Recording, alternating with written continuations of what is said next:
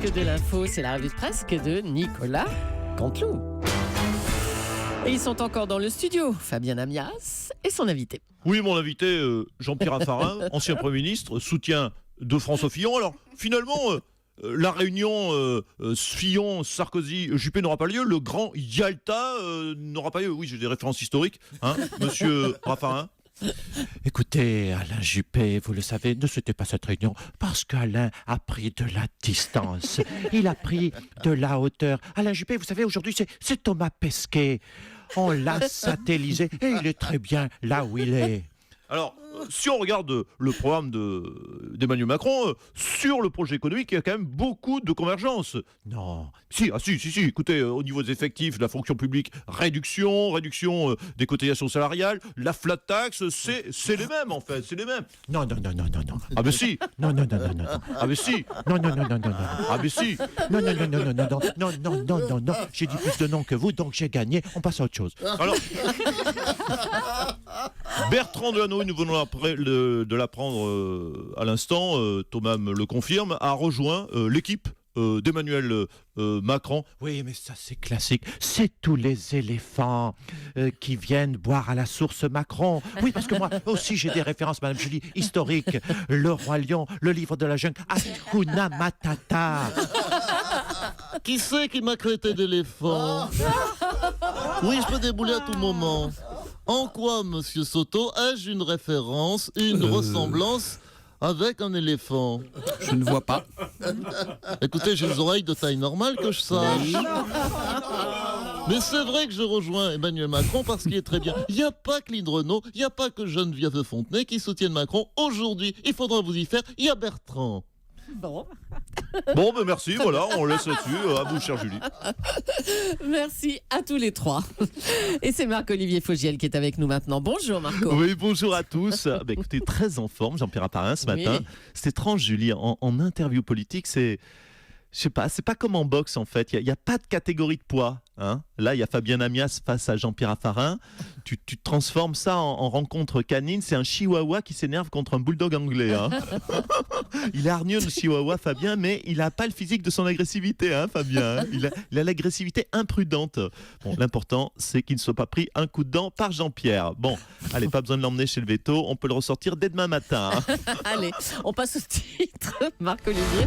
Running gag, les mercredis se suivent et se ressemblent. Le canard enchaîné, a publié de nouvelles révélations sur François Fillon, vous le savez. Bon, les gars du canard, j'espère au moins que vous lui avez offert l'abonnement à votre journal quand même. Hein. C'est quand même votre meilleur commercial, Fifi la mallette. Hein. Alzheimer précoce, François Fillon aurait donc oublié de déclarer 50 000 € prêtés par son copain blindé. Bon, écoutez, il n'y a pas de quoi s'enflammer, il est milliardaire son copain, un milliardaire qui te donne 50 000 €, c'est comme nous quand on dépanne un collègue de 5 €, non? Ça c'est à peu près l'équivalent, à peu près. Oui. Annulation de concert, on le sait, la rencontre Sarkozy-Fillon-Juppé n'aura pas lieu.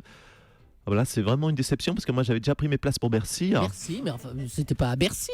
Comment ça? Mais non. Attendez, bon. Sarkozy-Fillon-Juppé, c'est pas les vieilles canailles? D'accord, c'était peut-être bien Bercy alors.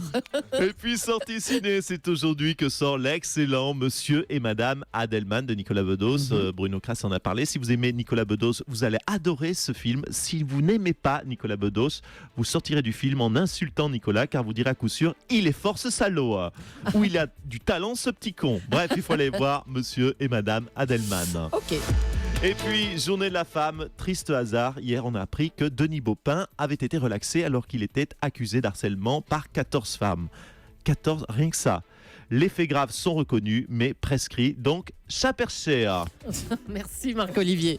À bientôt. Ah bah bientôt. Non, mais c'est pas tout à fait fini, non. Pardon, je me trompe. Bah oui, je vais vous dire quand même, Marc-Olivier, que Denis Baupin a reconnu une drague lourdingue et qu'il va même porter plainte contre les plaignantes. Ah oui, pourquoi pas. Désolé. Donc, on doit comprendre que ces 14 femmes étaient juste des coinsos, c'est tout.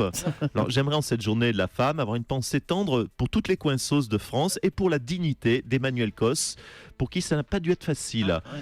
Messieurs qui nous écoutez, si vous avez une femme à côté de vous, vous vous l'embrassez carrément, vous faites un bisou, mais demandez-lui la permission avant. Il paraît que ça se fait. Allez, bisous à toutes nos auditrices. Et bisous à vous, Marc-Olivier. Merci. Une fois n'est pas coutume, on va démarrer par du football avec ce soir un match déjà historique, Barcelone-PSG. Le PSG qui l'a emporté 4-0 à l'aller. Barça espère une remontada. Manuel Valls, bonjour. Oui, bonjour. Alors vous allez en Espagne voir le match, je crois. Oui, j'ai l'opportunité, je vais me rendre sur place. Allez Barça, allez Barça, allez. Manuel Valls, vous ne supportez pas le PSG, l'équipe de France? Non, car... L'équipe française, quoi, ouais. Oui, mais vous le savez, je suis catalan. Surtout depuis ma branlada au primaire. Je vous rappelle, sans amertume aucune, Madame Leclerc, que ces couillons de Français m'ont éjecté de la primaire.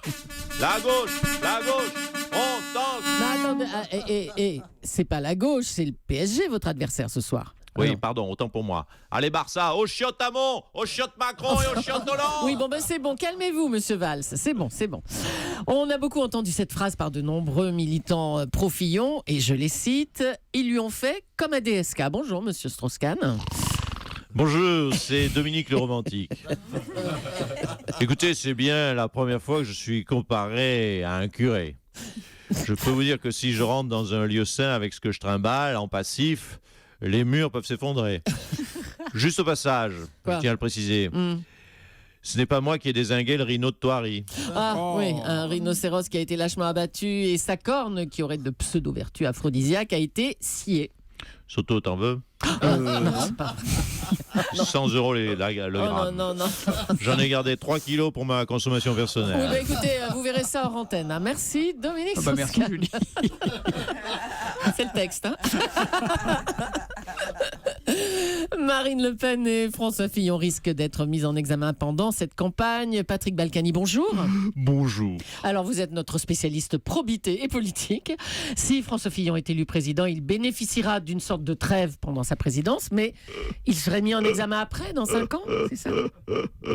Et non, car dans 5 ans, on sera en 2022 et qu'avec la prescription, on ne peut remonter que 12 ans en arrière. Il n'y aura plus d'affaire Pénélope. Prescription, je le redis. Comme quand Denis Baupin tripote des strings, il y a prescription. Alors qu'est-ce qu'il fallait faire? Il fallait instruire plus vite? Mais non, fallait piquer plus de pognon vu qu'il ne sera pas inquiété. Oh, quel idiot ce Fillon. Et dire qu'on va élire un escroc centriste, un escroc mou, ça me dégoûte. Oui. Merci, monsieur Balkany. Après avoir lâché François Fillon, Gérard Larcher a lu un communiqué pour annoncer le soutien des Républicains à l'unanimité. Vous soutenez donc François Fillon, monsieur Larcher, maintenant? Oui, car François Fillon, vous savez, est l'homme de la situation, le mieux à même de porter notre projet. On n'est pas des anarchistes, on ne veut pas perdre notre candidat. On n'est pas là à chanter antisocial, tu perds ton François. Hein? Non. J'aime bien celle-là. Oui. Bien. Oui. Pardonnez-moi, vous auriez du ketchup ou une petite sauce béarnaise? Pourquoi? Non, comme je suis en train de manger mon chapeau, j'aimerais bien qu'il y ait un peu de sauce avec. Par contre, pour les couleuvres que je vais avaler pendant un mois, si vous pouviez les faire griller avec un peu de patate sur le côté. Hein? Sinon, je crois que je vais pas y arriver à finir. Allez, il est fort le Fillon. Il a fait ce qu'aucun nutritionniste n'est arrivé à faire en 40 ans. Me dégoûter de manger. Monsieur Larcher. Le candidat enchaîné publie donc de nouvelles révélations sur François Fillon aujourd'hui. Et il s'agit maintenant de... Salut les saltimbanques de la matinée, salut les Toto, salut les Lolo, salut Thomas Soto, salut ma Julie, Louise, Natacha, c'est génial, Raphaël est là, c'est génial. Ouais, alors, Patrick Sébastien, bonjour. T'as vu celle qui a enchaîné, publie de nouveaux articles sur François Fillon, la fête continue. Ouais. La fiesta, ça va repartir pour 3 jours de bordel chez les Républicains, putain, ils aiment quand c'est animé, on dirait. Hein. Je suis pas sûr qu'il voit ça avec la même bonne humeur que vous, Patrick Sébastien. Attends, Juju, quel artiste ce Fillon, j'ai jamais vu ça depuis les Balkanos, tu sais, ce duo d'équilibristes, un duo d'équilibristes des Hauts-de-Seine qui sont champions de voltige, mais lui il est encore plus fort. Vous avez vu son numéro de ventriloque, il est encore plus fort que Jeff Panaclock et Jean-Marc, que j'embrasse. Fillon, le clown triste, il prend sa femme sur ses genoux et elle remue les lèvres, on dirait qu'elle parle. Alors qu'en fait c'est lui, il est super balèze, donc trop génial. En attendant, ça nous fait une campagne présidentielle complètement gâchée. Ça, j'avais jamais vécu une présidentielle plus ridicule. D'ailleurs, ça m'a inspiré une chanson. Oula, on est inquiet là. La présidentielle en mousse et son Fillon en carton qui se bat seul contre tous et qui finira en prison.